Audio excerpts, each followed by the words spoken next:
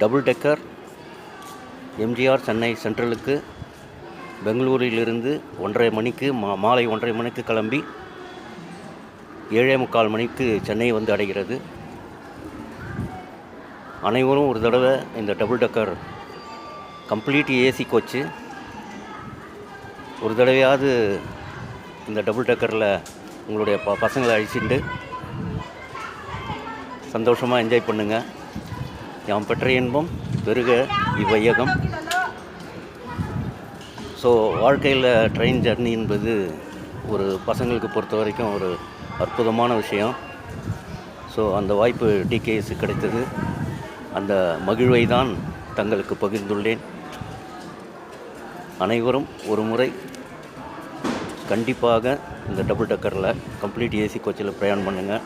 அதனுடைய மகிழ்ச்சியை நீங்களும் ஷேர் பண்ணுவீங்க. தேங்க்யூ.